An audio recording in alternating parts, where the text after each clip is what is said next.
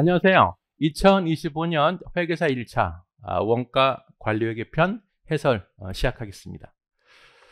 올해 시험은 전반적으로 좀 평이한 수준이 아니었나 싶어요. 세부적인 내용을 좀 살펴보면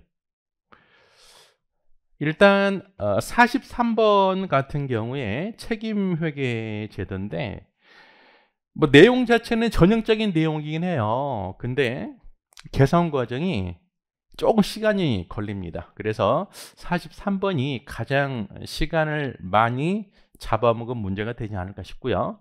그 다음에 49번 최소 대체 가격 결정 문제인데요.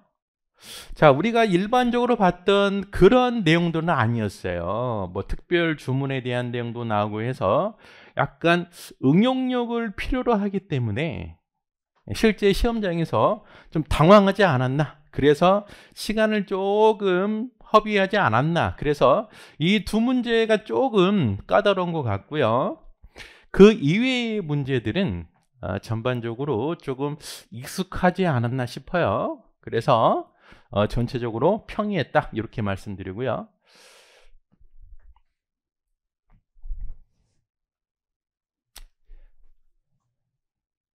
출제 비중 볼게요. 자, 원가 관리 회계를 원가편, 관리편으로 구분하게 되면, 물론 이제 원가편에는 순수한 원가도 있지만 표준 원가 계산, 변동 원가 계산이라는 원가 계산의 관리적으로 연결된 부분도 있긴 있어요. 어찌됐든 표준과 변동을 원가 회계편에 집어넣게 되면 총 원가편에서 4문제, 관리편에서 6문제. 그래서 관리편에서 조금 출제 비중이 높았다. 물론 표준과 변동도 이번은 출제가 됐어요. 그래서 각 한 문제씩 출제가 됐습니다.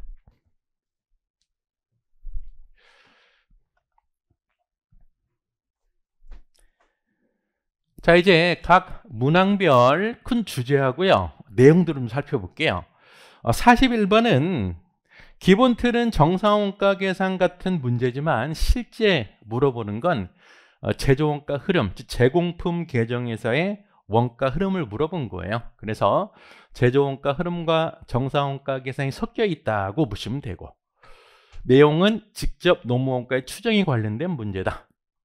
자, 42번은 결합원가 계산인데요. 얘도 최종 판매 가치를 추정하는 문제다. 자, 43번이 책임회계제도 매출 차이 분석에 대한 문제인데요. 얘도 매출 차이 분석 추정에 대한 문제다. 그래서 자, 최근에는 이 추정, 여추적에 대한 문제들이 꽤 많이 출제가 돼요. 물론 올해 시험은 그다지 과거에 비해서 이렇게 많은 문제가 출제되지 않았지만 앞으로도 이 추정, 역추정 문제에 대해서는 좀 충실히 대비를 해야 될 것 같습니다. 44번은 변동원가 계산 관련된 문제고요. 아주 전형적인 문제죠. 전부원가 계산하고 변동원가 계산, 이익 차이 관련된 문제고, 45번은 손익분기점 문제인데요. 우리 흔히 아는 수익 쪽 판매 가격이 비선형인 CB표 분석 출제가 되었고요. 종합예산에서는 현금예산 출제가 되었고, 47번은 관련 원가 분석인데요. 얘도 우리가 흔히 많이 접해봤던 특별주문 수락 의사결정에 관련된 문제입니다.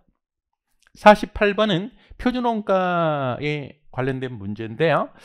고정제조 간접 원가의 조업도 차이를 묻는 문제예요. 얘도 그다지 어렵게 출제되지는 않았고요. 49번, 제가 이제 아까 말씀드린 일반적인 어떤 그런 내용이 아니고요, 약간 응용된 내용들이 출제가 돼서 약간 시간을 좀 잡아먹지 않았나. 최소 대체 가격. 50번은 이론 문제예요. 품질원가의 구분에 관련된 문제입니다. 그래서 여기 매출 차이 분석 물어보는 문제, 그리고 최소 대체 가격, 이 문제를 제외하고는 그렇게 어렵게 느끼지는 않았을 거라고 생각이 듭니다. 자, 올해 시험하고요,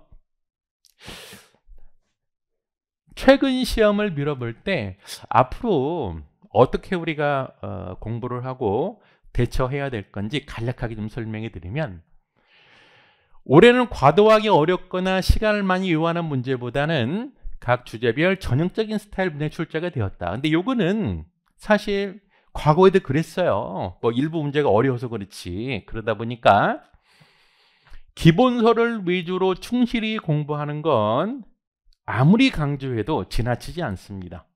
그래서 원가 관리에게는 기본서가 굉장히 중요하고요. 기본 논리를 탄탄하게 정확하게 갖고 계시는 게 굉장히 중요합니다. 자, 그 다음에 문제 유형 난이도의 차이가 있지만 결국 1차 시험 같은 경우에는 각 주제별로 중요한 파트들이 나오기 때문에 각 주제별 내용하고요, 필수 문제는 빠짐없이 봐야 돼요. 그리고 추정, 역추적에 관련된 문제는 최근 계속 나와요. 올해 시험은 오히려 좀 적게 나온 편이고요. 계속 많이 나옵니다. 그래서 추정, 역추정 문제에 대해서 미리 공부할 때부터 대비를 해야 됩니다. 그러면 얘를 대비하기 위해서는 반복적으로 기계적으로 푸는 방식보다는 흐름을 이해하고요, 논리적 구조를 생각하시면서 학습하시는 게 굉장히 중요해요. 그래서 향후에도 추정과 역추적에 대한 대비는 충분히 해야 된다. 최근 5개년 동안 출제 분야 좀 살펴볼게요. 자, 우리 이제 원가 관리의 기본서를 보면 한 17, 18 정도 챕터가 있는데요. 우리 시험은 10문제가 출제가 되는 거죠. 1차 시험 같은 경우에는. 그러다 보니까 전범위 다 나올 수는 없고요. 중요 부분에서 출제가 되는데 이건 사실 예단할 수는 없어요. 그래서 물론 이제 추세를 보면 종합, 표준, 변동, CVP 관련 얘는 뭐 다 나온다고 봐야 되는데 그렇다고 다른 부분도 안 나오는 건 아니잖아요. 그래서 어떤 특정 분야를 스킵한다 이런 것보다는 전체 내용을 다 학습하시되 조금 선택과 집중이 필요하죠. 시간 배분을 잘 조절하는 게 필요하지 않나 싶고요. 특히 올해 시험은 종합원가 계산 나오지 않았어요. 그래서 물론 중요한 부분은 빠짐없이 다 봐야 되겠지만 상대적으로 출제 비중이 낮았던 부분에 대해서도 어느 정도는 다 우리가 숙지하고 시험에 임하셔야 되지 않나 싶어요.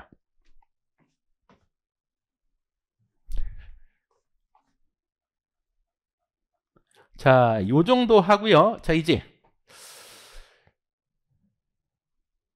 각 문제별로 강평 시작할게요. 41번. 41번은 타이틀이 지금 정상 개별 원가 계산이라고 돼 있어요. 그러면 아마 대부분의 수험생들이 스탠바이 했을 거예요. 자, 정상 개별 원가 계산이니까 예정 배부율이 필요해. 예정 배부의 배부 차이 조정해야 돼. 머릿속에 쫙 이제 그림 그려놓고요. 그 생각 가지고 자료를 찾아봤을 거예요. 근데 이 문제는 사실 그걸 물어본 건 아니에요. 자, 이 문제는 물음을 보면 당기에 실제 발생한 직접 노무 원가는 얼마이냐 자 물어봤기 때문에 제공품 계정에서 원가 흐름만 가지고 문제를 해결할 수 있는 겁니다. 근데 요거 딱 보고요, 그런 식으로 접근하게 되면 쓸데없는 시간이 더 많이 허비가 되는 거죠. 자, 볼게요. 자, X1년 3월에 원가 계산 작업을 수행하고 있는데요. 예정 배분이 나왔네. 그래서 예정 배분율은 직접 노무 원가의 150%래요. 그러면 배부 기준이 직접 노무 원가이기 때문에 우리는 직접 노무 원가만 알면 제조간접비를 예정 배부할 수 있고, 반대로 제조간접 원가 예정 배부 금액을 알면 직접 노무 원가를 추정할 수도 있다는 거죠. 어찌됐든 제조간접비 예정 배부율은 직접 노무 원가의 150%래요. 그리고 제조간접 원가 배부 차이는 매출 원가에서 조정한다. 사실 여기까지는 정상원가 계산에 있어서 일반적으로 표현하는 문장이라고 보시면 돼요. 자, 그때 밑에 볼게요.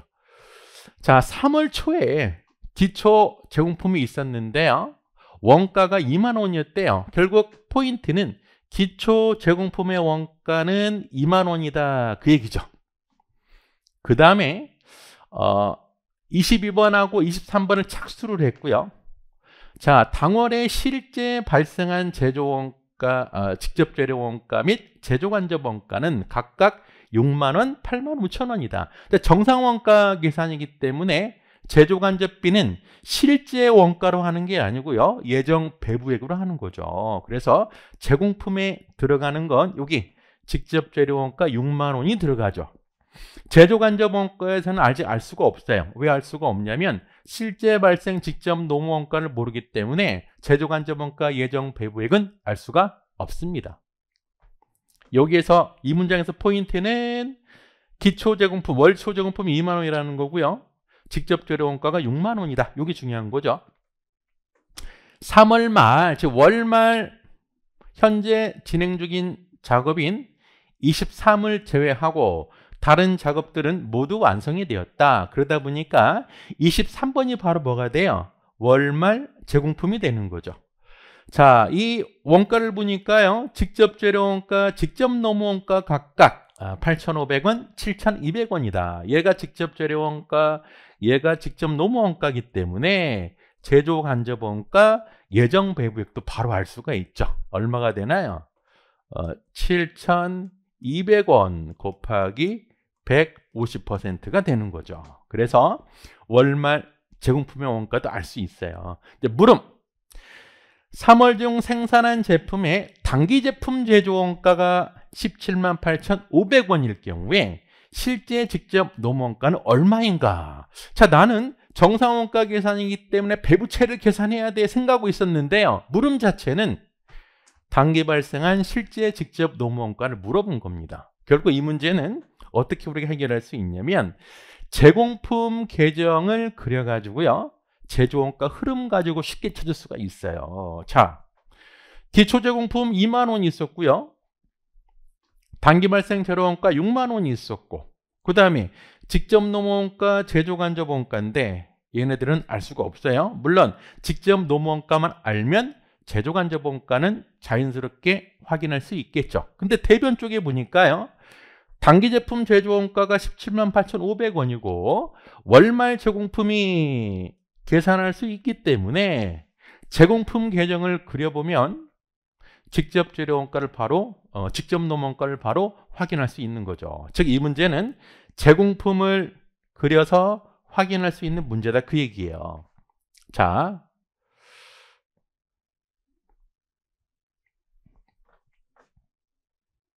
키포인트를 보면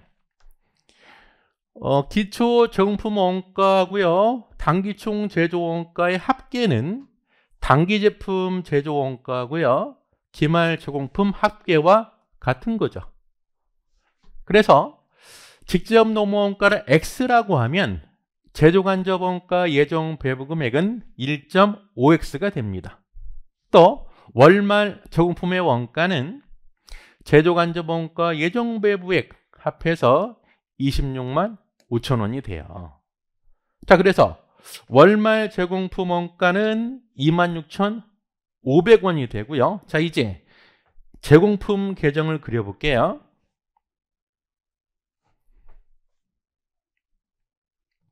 자, 자료에서 월초 제공품은 2만 원이라고 했고요. 단기 발생 직접 재료 원가는 6만 원이라고 했고, 우리가 계산해야 될 직접 노무 원가를 X라고 하면 제조 간접 원가 예정 배부 금액은 1.5X가 됩니다. 그래서 제공품 차변의 합계는 2.5X 더하기 8만 원이 되고요. 제공품의 대변 쪽을 보면 단기 제품 제조 원가가 17만 8,500원이 되고 월말 제공품이 26,500원이니까요. 합계 금액이 얼마가 돼야 돼요? 20만 5천 원이죠. 결국 차변과 대변의 합은 일치해야 됩니다. 얘를 만족하는 X를 계산해 보니까요. 5만 원이 나와요. 그래서 자 41번은 제공품 계정만 우리가 확인할 수 있어도 답 찾는 데는 어렵지 않은 문제다. 42번은 결합원가 계산에 관련된 문제고요. 구조를 보니까 원재료 A를 사용해서 X하고 Y를 생산해요. 최종 결합 제품은 XY가 되고요. X는 분리점에서 즉시 판매한다고 돼 있죠. 그러면 Y는 뭐 추가 가공하는 것 같아요. 자, 판매 수량 보니까 X는 2,000개, 그리고 Y는 3,600개를 생산했고요. X의 분리점에서 판매 가치는 60원이래요. 그리고요, 순실현가치법에 따라서 제품 X에 배부되는 결합원가는 15만 원. 사실 이 내용이 가장 핵심이죠, 이 문제에서는.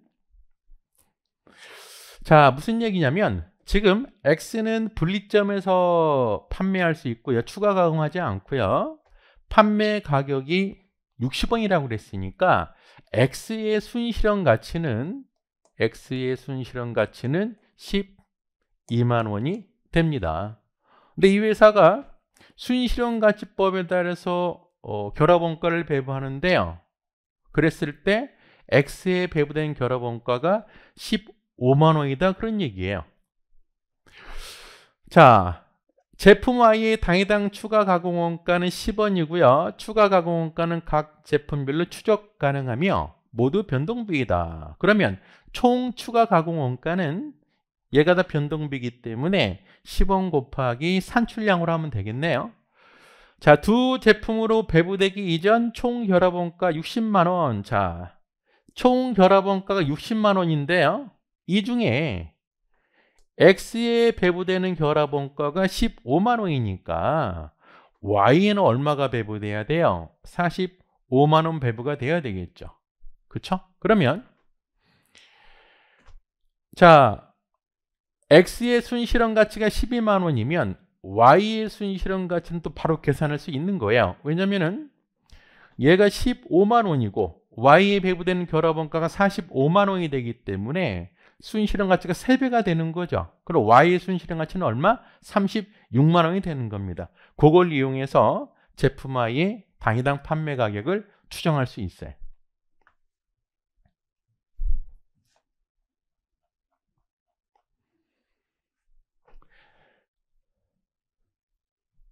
자, 물량 흐름도를 그려보면 원재료 A가 60만 원의 결합원가가 투입이 돼서 X하고 Y를 생산하는데요, X는 60원이 되고 Y는 가격을 모르겠어요. 우리가 이걸 찾아야 돼요. Y 추가 가공하는데 당위당 추가 원가가 10원이라고 했습니다. 자, 우리의 목적은 60만 원을 X, Y에 배부해야 되는데요, 배부 기준은 순실현 가치라고 그랬어요. 그러면 자, 순실현 가치를 계산해 보니까요, X는 12만 원이 되고요, Y는 아직은 모르겠어요. 자, 모르겠는데 지금 60만 원 중에 X에 배부된 결합원가가 15만 원이라고 그랬으니까 Y에 배부되는 결합원가는 45만 원이 돼야 됩니다. 그럼 비율이 어떻게 돼요? 얘가 25%가 되고 75%가 돼야죠. 그럼 얘가 비율로 환산하면 25%가 돼야 되니까 Y의 순실현 가치는 얼마가 나와야 돼요? 36만 원이 나와야 됩니다. 그러면 이 36만 원은 바로 판매 가치에서 추가 원가 뺀 금액이 36만 원이 되잖아요. 얘를 이용해서 Y 제품의 최종 판매 가치를 추정할 수 있는 거죠.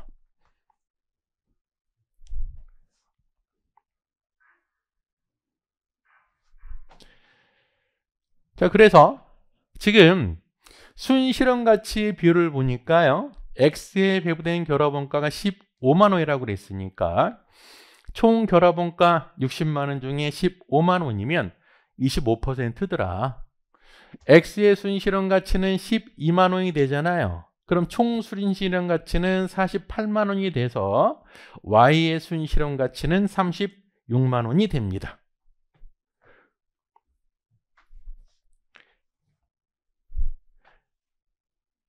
그래서 Y의 순실현가치 38만 원을 이용해서 이제 Y의 최종 가격을 추정할 수 있죠. 즉 3,600개 곱하기 단위당 판매 가격, 3,600개 곱하기 단위당 변동원가 10원 뺀 금액이 36만 원이 돼야 되니까요. 가격은 110원이 됩니다.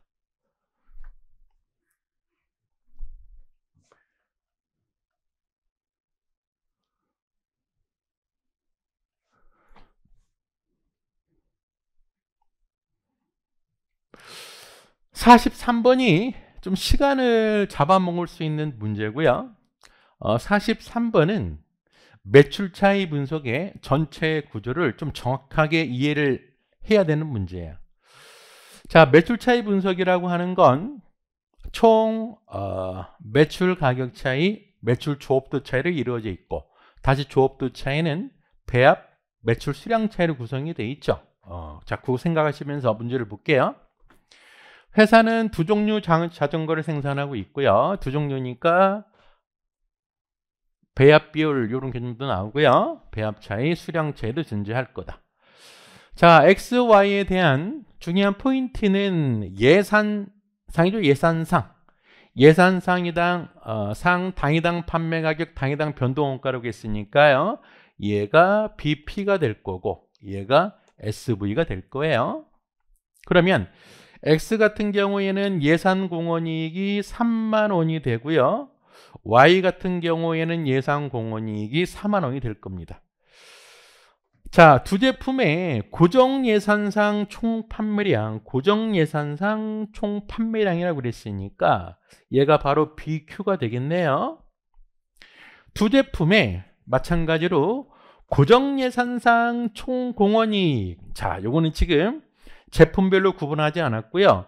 총판매량, 총공원이익이라고 그랬잖아요. 그러면 요 둘 관계를 이용해서 우리가 뭘 찾아낼 수 있냐면 예산, 평균, 공원이익을 찾아낼 수 있는 거죠. 무슨 얘기냐면 이 총수량이니까 평균 공원이익 곱하면 730만 원이다 그 얘기예요. 그러면 얘를 계산하면 바로 36,500원이 됩니다. 여기 바로 한 개당 평균 공원이익의 개념이죠. 그러면 이 한 개당 평균 공원이익은 3만 원하고 4만 원 요거를 예산 배합 비율로 가중평균한 거잖아요. 그걸 이용해서 이제 예산 배합 비율도 추정할 수 있는 겁니다.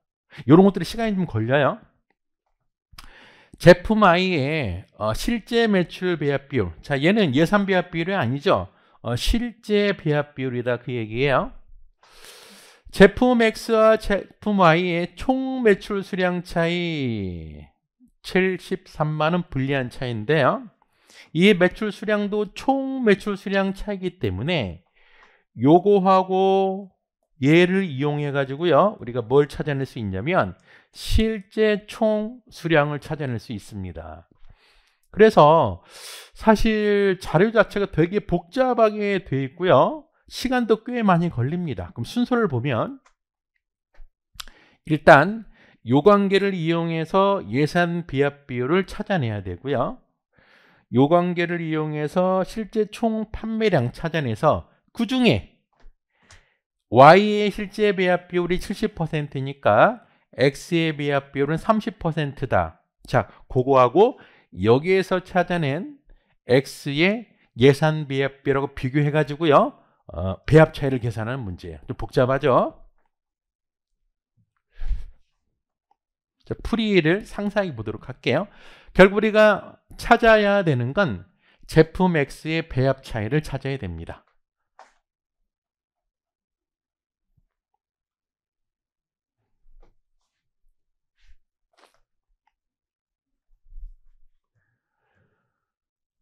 자, 하나씩 볼게요. 자, 먼저 제품별 예상 공원 이익은 BP-SV가 되고요.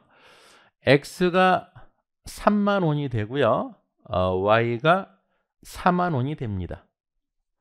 자, 예산 평균 공원 이익은 총 고정 예산상 판매량이 200개고요. 곱하기 예산 평균 공원이익이 730만 원 돼야 되니까요. 예산 평균 공원이익을 계산하면 36,500원이 됩니다. 결국 이 36,500원은 요 각각의 공원이익이 가중평균 된 거잖아요. 그러면 X의 예산 배합 비율을 X라고 하면 Y의 예산 배합 비율은 1-X가 되죠. 요걸 평균 낸 금액이 얘다 그런 얘기예요. 그래서 아래 같은 등식을 이용해서 3만원 곱하기 X, 4만원 곱하기 1-X, 얘가 36,500원이 돼야 되니까요. X의 예산 비합 비율은 35%가 됩니다.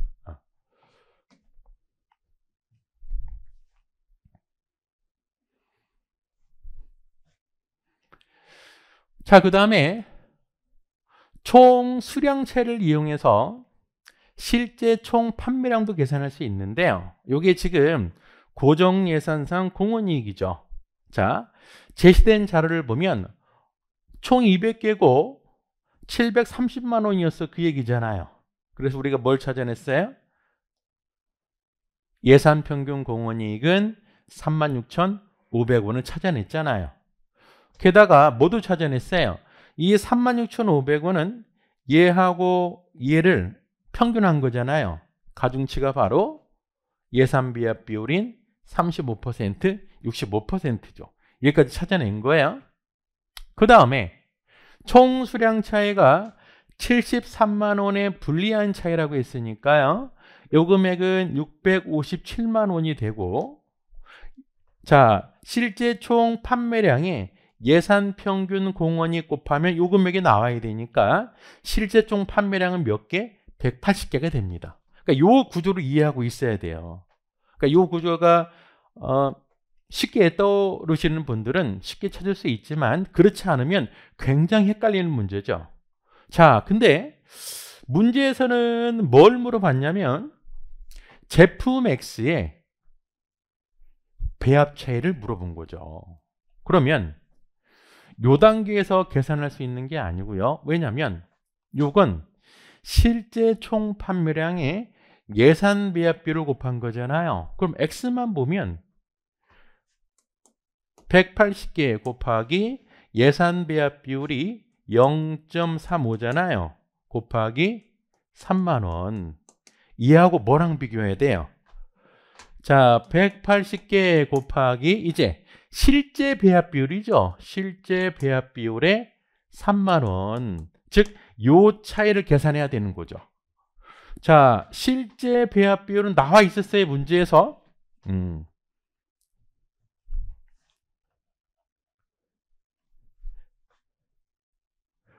결국에 실제 판매량의 예산 배합 비율 3만 원 곱하니까 189만 원이 되고요. 실제 판매량의 실제 배합 비율은 Y가 70%라 그랬으니까 X는 30%가 되겠네요. 그래서 이 금액 비교하게 되면 27만 원의 불리한 차이가 됩니다.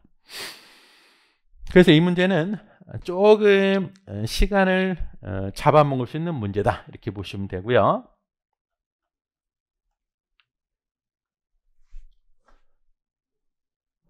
어, 44번은 전부원가 계산과 변동원가 계산 이익 차이에 관련된 문제고요.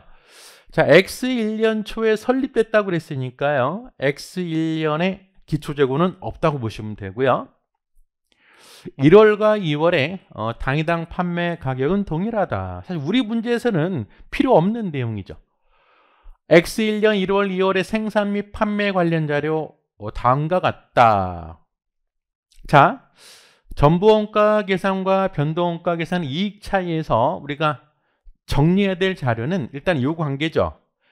1월 달에 단위당 고정제조 안저원가, 2월 달에 단위당 고정제조 안저원가, 그리고요 1월과 2월의 재고 현황이죠.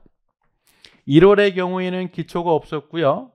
생산량이 9,000개가 되고 판매량이 6,000개. 그럼 월말이 3,000개가 되고요. 요게 1월. 2월 같은 경우에는 3,000이 2월이 되고 생산이 9,000이니까 판매량은 12,000에서 월말은 없게 되는 거죠. 그럼 이익 차이 계산하는데 2월이 기준이다 보니까 얘만 알면 되는 거죠. 월말은 없으니까요. 결국에 얘는 전월에서 넘어온 거니까요. 개당 고정제조 간접비는 200원이 됩니다. 회사는 선입선출법에 의해서 실제 원가 계산을 적용하고 있으며 제공품을 보유하지 않는다. 사실 이 선입선출법도 큰 의미가 없죠. 자, 2월에 기준이 2월이에요. 전부원가 계산에 의한 영업이익이 120만 원이라면 변동원가 계산 영업이익은 얼마인가? 우리가 전부원가 계산 영업이익은 변동원가 계산 영업이익 더하기 기말재고 고정제조 간접비 마이너스 기초재고 이런 등식을 알고 있잖아요. 근데 월초가 몇 개라고 그랬어요? 3,000개고 자 얘는 전월에 넘어온 거니까요. 개당 고정비가 200원이기 때문에 쉽게 계산할 수 있죠. 얘는 없었고요. 그래서 X는 180만 원. 바로 확인할 수 있죠.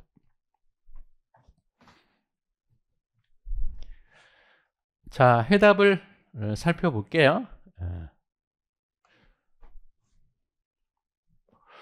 자, 1월은 없었고 생산 월말이 3,000개, 얘가 다음 달에 2월이 되고 우리가 이제 요거를 찾는 거예요. 자, 그래서 1월 달에 단위당 고정제조 간접원가 계산해 보니까요. 200원이 되고 2월 변동원가 계산 영업이익을 X라고 하면 전부원가 계산 영업이익 120만 원. 그 다음에 X 마이너스 3,000 단위의 200 이러한 등식이 성립이 되기 때문에 변동원가 계산 영업이익은 180만 원.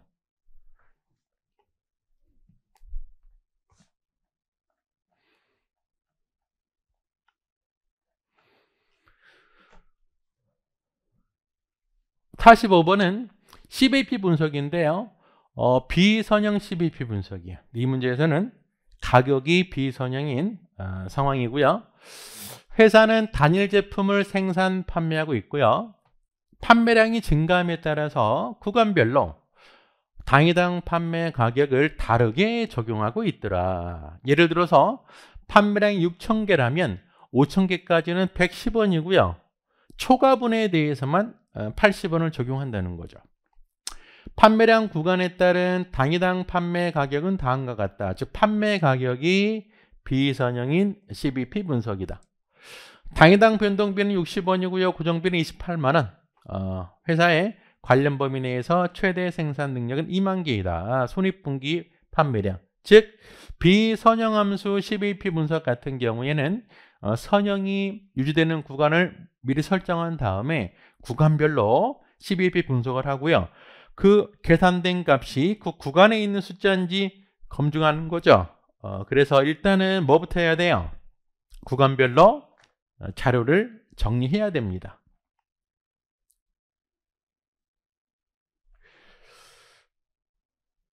자, 그리고 정리를 해보니까요.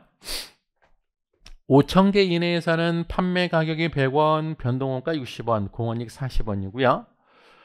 5,000개 그래서 10,000개까지는 80원, 60원, 20원이 되고 10,000개 초과에 대해서는 70원, 60원, 10원이 됩니다. 그럼 CVP 분석은 구간별로 진행해야 돼요. 자, 먼저 요 구간 자 40Q-28만 원 하니까요. 7,000개가 나오는데 7,000개는 요 구간 없는 숫자잖아요.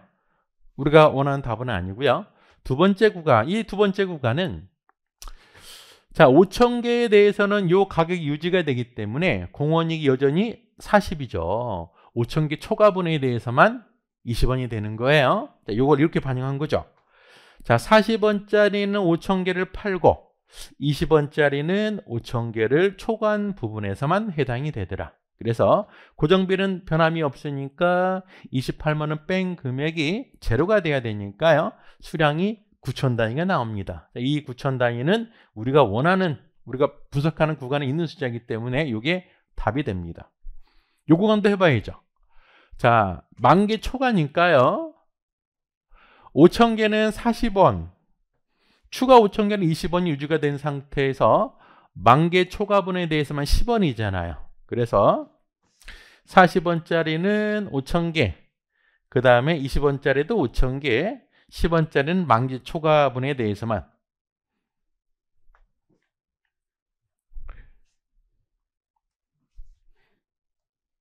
다시 한번 보면 40원짜리 5,000개, 20원짜리 5,000개고요. 10원짜리는 만개 초과분에 대해서만 고정비 28만 원 뺀 금액이 제로가 돼야 되니까 얘를 계산하면 8,000개가 나오는데요. 8,000개는 여기에 없는 숫자이기 때문에 우리가 원하는 손익분기점 판매량은 9,000개다.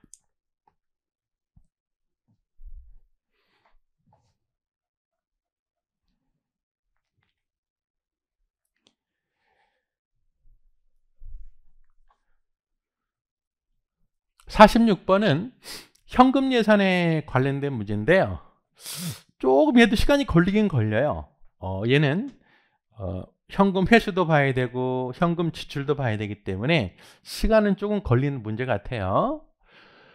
자, X1년 초 1분기 현금 예산을 편성 중에 있고요.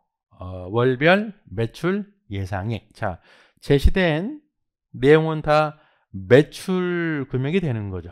그럼 이거 가지고 우리가 할 수 있는 게 뭐가 있냐면 현금 유입액을 계산할 수 있을 것 같아요. 일반적으로 현금 유입액은 뭐 판매한 달에 몇 %, 다음 달에 몇 % 그렇게 제시가 되잖아요. 그러면 이 매출 금액 가지고 현금 유입액을 계산할 수 있고, 또 하나 만약에 상품 구매로 인해서 지출된 금액이 얼마냐 계산할 때는 이걸로 하는 게 아니고요. 뭘로 바꿔야 돼요? 원가로 바꿔야 되겠죠. 자, 대안의 매출 총이익률은 40%래요. 그러면 좀 전에 말씀드린 것처럼 원가로 바꾸려면 매출 원가율이 얼마가 돼요? 매출 총이익률이 40%니까 매출 원가율은 60%가 되는 거죠. 매출 원가는 60%. 그래서 매출 원가는 각각 60% 하면 6만 원이 되고요. 60% 하면 9만 원이 되고 60% 하면 6만 6천 원. 요걸 가지고요. 이제 상품 매입대금 지급 금액을 계산할 수 있을 것 같아요. 자, 추가 자료 보니까요. 상품 매입은 매입한 달에 현금 지급한데 얘는 외상 매입하는 게 아니네요. 즉 매입한 달에 현금 지급하기 때문에 당월 매입 금액만 계산하면 될 것 같고요.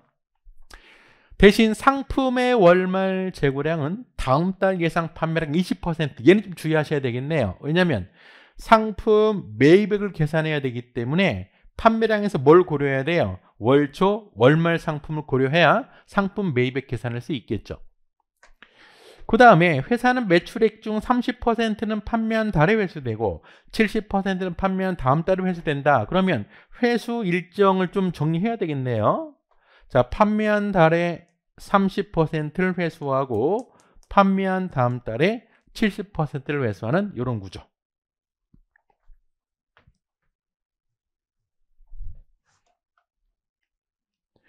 자, 그 다음에 하나가 더 있는데요. 자, 판매 관리비로 9,000원을 현금으로 지급한대요. 그러면 순현금 흐름을 계산할 때 먼저 매출로 인한 현금 회수액 계산하고 당월 상품 매입액 계산하고요. 그 다음에 또 뭐도 고려해야 돼요? 9,000원도 현금 지출로 고려해야 됩니다.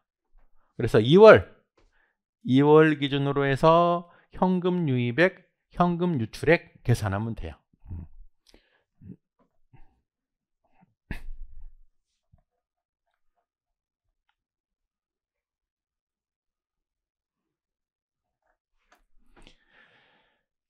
제가 하나씩 볼게요.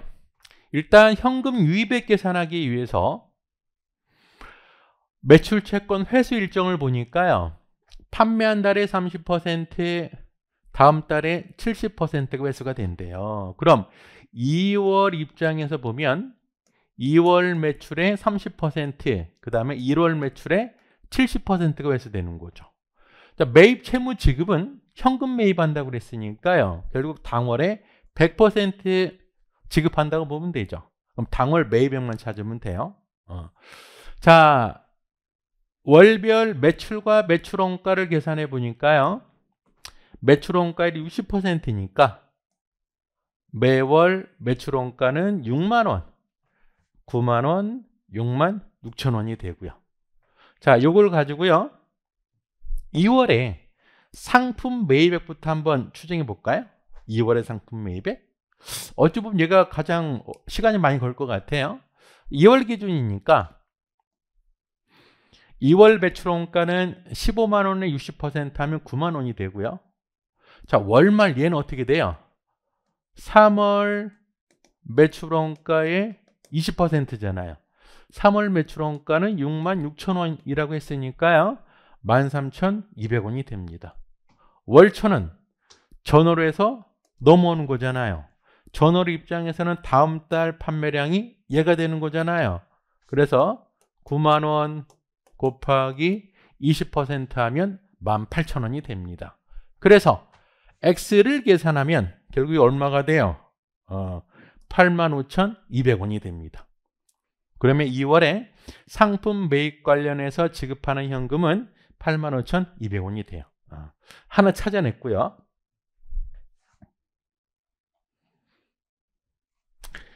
자, 정리를 해보면 매출 채권 회수는 자, 당월 매출의 30%, 전월 매출의 70%가 회수가 되니까요. 2월 매출액인 15만 원에 30%가 회수되고 전월인 1월 매출액의 70%가 회수되니까 매출 채권 회수 금액은 11만 5천 원이 되고요. 상품 매입액은 좀 전에 계산했던 8만 5,200원이 되고 그리고 판관비 9천 원 지급한다고 그랬잖아요. 그래서 순 현금 유입액은 2만 800원이 됩니다.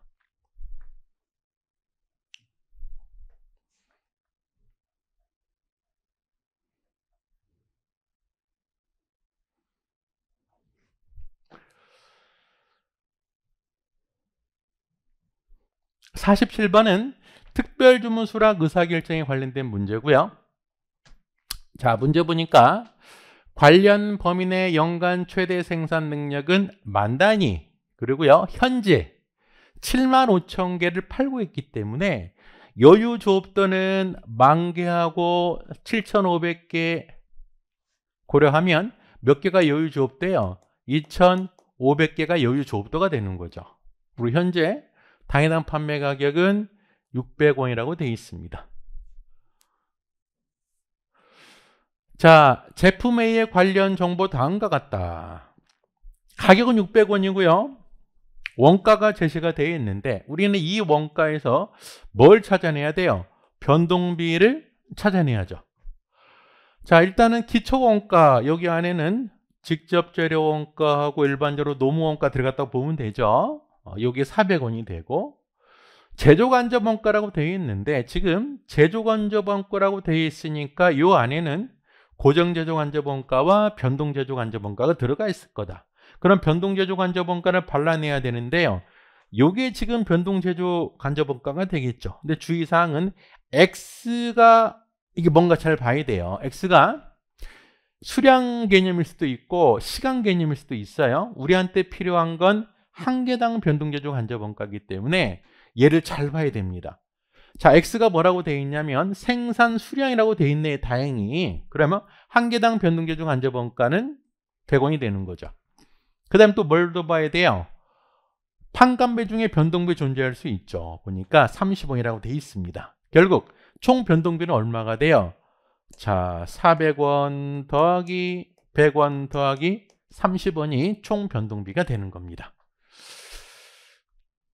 자, 최근 해외 거래처로부터 3,000개를 단위당 550원에 특별 주문할 수 있는지 문의해 왔다. 지금 여유 조업도가 2,500개인데요. 3,000개의 주문 들어왔기 때문에 지금 500개가 부족한 상태죠. 이 문제는 기존 판매를 포기한다고 그랬어요. 그러면 기존의 판매 가격이 600원이고요. 그 다음에 530원이니까 기회비용 바로 계산할 수 있죠. 기회비용은 500개 곱하기 600 마이너스 530이 바로 기회비용이 되겠네요.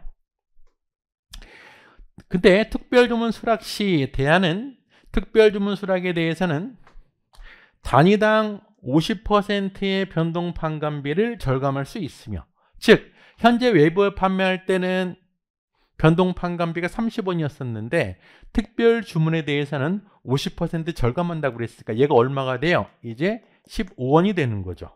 그리고 고정 판관비 2만 원이 더 들어가고요. 당위당 10원의 특수 원재료가 추가 발생한대요. 즉 특별 주문에 대해서는 고정 변동 판관비 50% 절감이 되고 추가로 2만 원 원가가 더 들어가고요. 당위당 10원의 원가가 추가로 들어간다 그 얘기예요. 즉 특별 주문품에 대해서 원가가 달라요. 자, 이제 정리를 한번 해볼게요.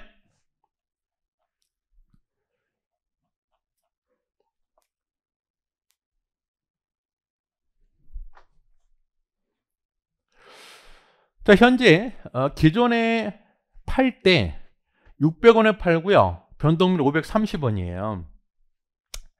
자, 기초원가 400원, 변동제조간접원가 100원, 그리고 변동판관비 30원이에요. 최대 조업도가 10,000개고요. 현재 판매량은 7,500개니까 여유 조업도는 2,500개가 됩니다. 자, 특별주문 3,000 단위를 수락하게 되면 어때요? 기존 판매량 500개를 포기해야 됩니다. 먼저 중분식 매출 3,000개를 얼마에 판다고 그랬어요? 3,000개를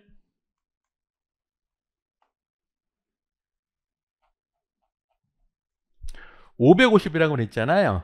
그래서 매출은 165만 원이 되고, 자, 이제 증분 비용인데요. 변동비가 기존 판매량은 다르죠. 일단은 판관비 30원인데 50% 절감한다고 그랬으니까 50%만 반영해 줘야 되고요.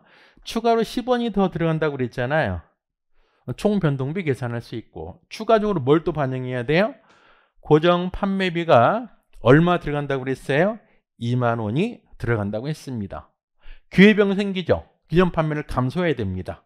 몇 개만큼? 500개만큼. 기존에 한 개당 공원이익이 얼마 있어요? 70원이었잖아요. 그래서 공원이익이 35,000원이기 때문에 증분이익은 2만 원이 됩니다.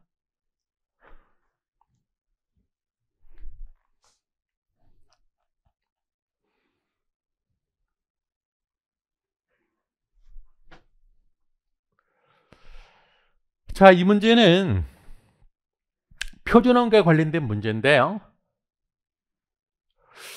지금 물음이 고정제조 간접원가의 조업도 차이를 물어봤어요. 고정제조 간접원가의 조업도 차이는 이렇게 계산할 수 있잖아요. 자, 예산, 그 다음에 SQ, SP, 요게 이제 조업도 차이인데요. 제시된 자료를 보니까 실제 농어원가 총 발생액이라고 제시가 돼 있어요. 근데 얘랑 관련이 없어요. 실제로도 없어요. 자, 실제 제조간접원가 총 발생 얘도 있잖아요. 우리 문제 풀이에서는 사실 관련이 없는 거라고요. 만약에 문제 풀이에서 관련이 있어야 된다면 뭘 물어봐야 돼요? 고정제조간접비의 소비나 예산 차이를 물어봐야 되겠죠. 그러면 실제 총 제조간접원가니까 요거를 뭐 변동 고정 쪼갠다든지, 근데 우리는 조업도 차이를 물어봤기 때문에 얘도 사실 관련이 없어요. 그냥 준 문제라고. 결국에 이 문제에서 필요한 자료는 요거 하고요. 얘도 필요가 없어요. AQ도 얘하고 얘만 가지고 찾을 수 있는 문제예요. 또 추가적으로 볼까요? 직접 농어원가 임률 차이는 8,400분리, 얘도 필요가 없다고 사실. 직접 농어 시간당 총 제조간접비 표준표, 얘도 필요가 없습니다. 그러니까 이 문제는 문제와 무관한 내용들이 굉장히 많이 섞여 있어요. 결국에 요 세 개만 가지고 해결할 수 있는 문제다. 왜냐하면 조업도 차이를 물어봤으니까요. 예산은 얼마죠 지금? 6만 원이라고 돼 있잖아요. 6만 원. 6만 원은 기준조업도 곱하기 SP가 되는데 기준조업도는 뭐라고 되어 있냐면 기준조업도는 실제 최대 조업도를 적용한다고 그랬으니까 얘가 되는 거잖아요. 12,000시간. 그러면 SP가 얼마가 나오냐면 5가 나옵니다. 그럼 SP가 5고요. SQ는 실제 산출량에 허용된 표준 수량이니까요. 몇 시간? 15,000시간이라고 돼 있죠. 얼마가 돼요? 75,000원이 돼서 조업도 차이는 굉장히 쉽게 찾을 수 있는 문제죠. 특히 이제 원가 관리회계는 이런 스타일의 문제들이 꽤 있어요. 그러니까 실제 답안 찾아가는 거하고 무관한 자료들이 제시가 되어 있기 때문에 그런 걸 가지고 시간을 많이 잡아먹으면 안 돼요. 자, 그래서 먼저 고정재정 환자원가 표준 배부율을 계산해 보니까요. 예산 나누기 기준 조업도 하면 5원이 되고, 자, 이 5원 가지고 이제 예산과 표준 배부 그 틀에 넣어 가지고요. 조업도 차이 계산할 수 있죠. 계산해 보니까 기준 조업도가 12,000시간, 실제 산출량에 허용된 표준 시간이 15,000시간에서 조업도 차이는 15,000원 유리한 차이가 나옵니다.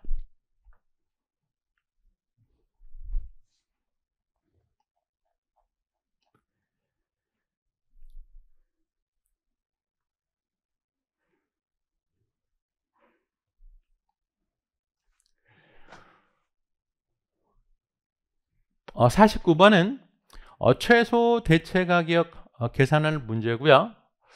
지금 사업부가 A하고 B가 있죠. 그럼 대체 가격 결정 문제에서는 어떤 사업부가 공급이고 구매인지 그거 구분하는 게 중요해요. 딱 보니까 A가 공급 사업부고요. B가 구매 사업부인 것 같아요. 사업부 A는 X를 생산하고 B는 X를 이용해서 완제품을 생산한다고 그랬으니까 A가 공급 사업부, B가 구매 사업부가 되네요.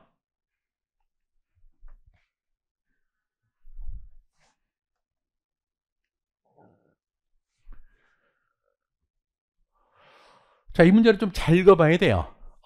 부품 X, 완제품 모두 외부 시장이 존재하고요. 뭐 특별한 의미는 없고 여기까지는. 현재 사업부 A에서는 공급 사업부는 10,000개의 부품 X를 단위당 165원에 민국에 판매하고 있다. 이걸 한마디로 표현하면 10,000개를 다 팔아먹는 거예요.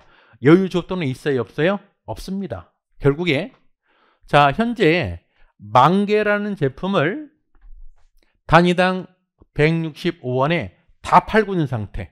여유 조건은 없다.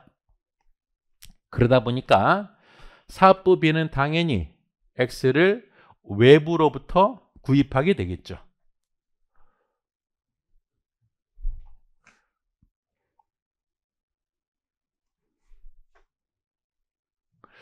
자, A 사업부 자료 보니까요. 판매 가격은 165원이 되고 변동원가는 110원입니다. 그러면 요걸 이제 대체한다는 거죠. 요게 공급 사업부가 외부에 판매하는 거고요. 대체를 할 겁니다. 가격, 변동비, 뭐 얘는 뭐 특별히 언급이 없는 한 비관련 원가라고 보고요. 자, 대체 가격이 최소 대체 가격이고요. 요게 이제 구매 사업부로 대체를 할 건데 요런 상태인데, 자, 구매 사업부 보니까요. 추정 판매 가격이 290원이 되고 완제품 Y 생산을 위한 단위당 추가 가공 원가라고 그랬으니까 여기에 추가로 얼마가 90원이 들어가는 상태죠. 자, 이런 상태인데 지금 우리 문제는 구매사업부 입장을 물어보지 않았기 때문에 얘는 뭐 안 봐도 돼요. 얘를 찾아야 됩니다. 얘. 자, 우리가 최소 대체 가격은 당위당 중분원가의 당위당 기회비용을 가산하잖아요. 당위당 중분원가는 쭉 읽어보니까 대체품에 대해서도 똑같대요. 내부 대체 시에도 단위당 변동원가는 동일하다라고 되어 있죠. 그러면 얘가 110원이 됩니다.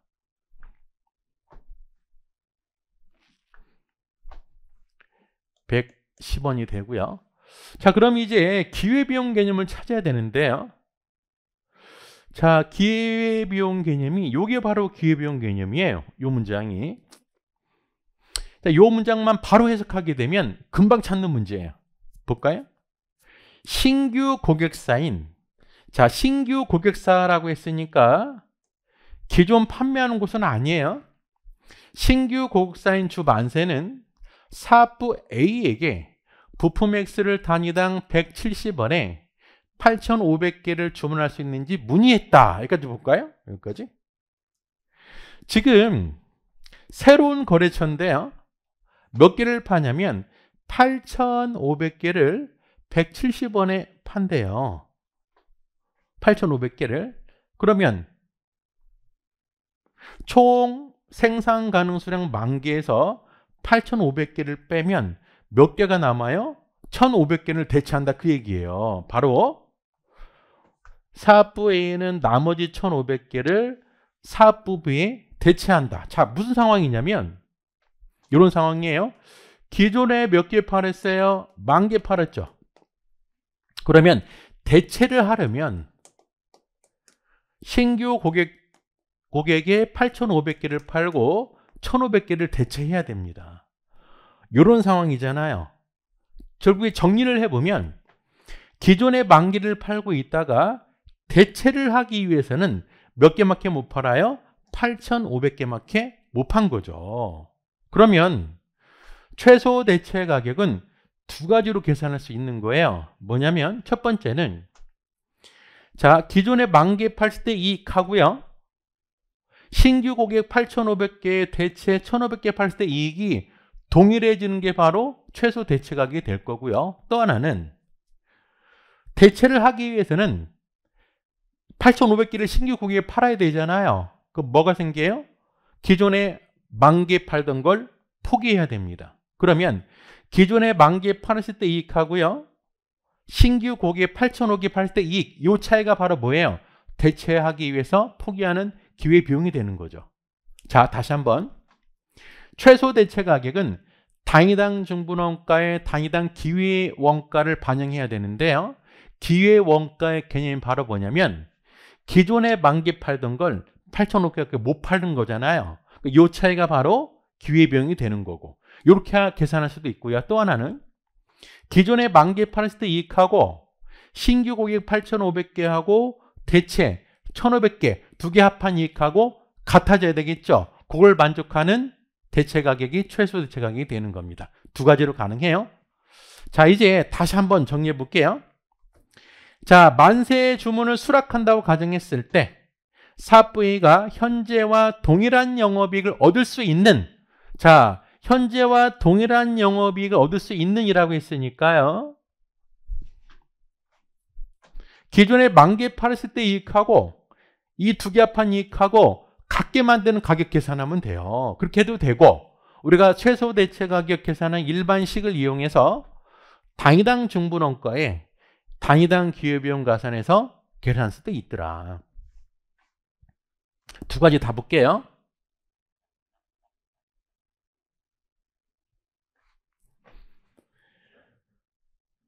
자, 자료를 정리 한번 해보면 사업부 A가 현재 외부에 판매할 때 공원이익이 55원이잖아요. 대체를 할 건데 대체에 대해서 변동비는 110원이라고 했습니다. 물론 우리는 최소 대체 가격만 물어봤기 때문에 뭐 이 자료는 필요 없는 자료가 되고요. 그러면 현재 공원이익 계산해 볼까요? 현재 공원이익은 10,000개를 파는 거죠. 55원에. 그래서 55만 원이 됩니다. 만약에 이제 신규 거래처인 만세에 판다면 몇 개를 팔아요? 8,500개를 팔죠. 얼마에? 170원에. 요 8,500개 파는 거하고 대체 수량 1,500개. 가격은 모르죠. 요게 최소 대체 가격이죠. 요게 얼마가 돼야 돼요? 동일하게 55만 원이 돼야죠. 요걸 만족하는 대체 가격 계산해 보니까요. 136.67이 나옵니다. 이렇게 할 수도 있고요. 또 하나.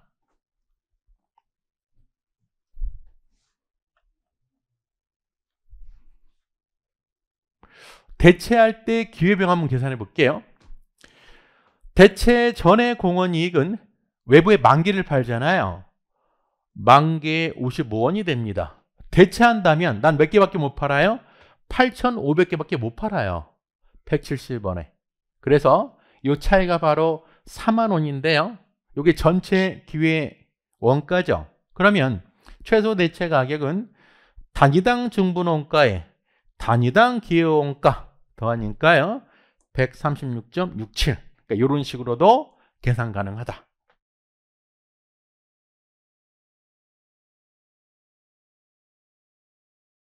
자, 50번. 50번은 계산이 한종 이론 문제고요.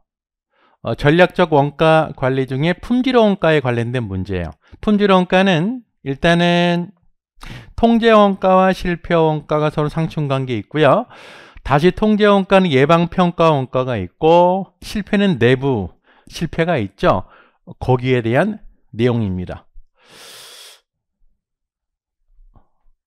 품질 원가에 대한 설명 중 옳은 것은 찾는 거예요. 1번 제품이나 서비스가 규격에 적합한지 측정 분석하기 위해서 지출되는 평가 원가. 여기까지는 맞아요. 평가 원가라고 하면 제품이나 서비스가 규격에 적합한지 보는 거죠. 그러다 보니까 근본적으로 불량이나 오류 발생을 줄이거나 제거한다고 보기는 어려워요. 얘는 틀렸고. 불량품으로 인한 평판 악화 때문에 발생하는 판매 기회 상실. 얘는 외부 실패의 원가죠. 그래서 품질 원가에 포함되지 않는다. 얘 틀렸고요. 통제 원가와 실패 원가는 일반적으로 정의 아니고요. 부의 관계가 있죠. 얘도 틀렸고. 원재료 검사 비용은 일반적으로 예방 원가가 아니고요. 평가 원가죠. 얘가 틀렸습니다. 자, 이상 해설을 마치도록 하겠습니다. 수고했습니다.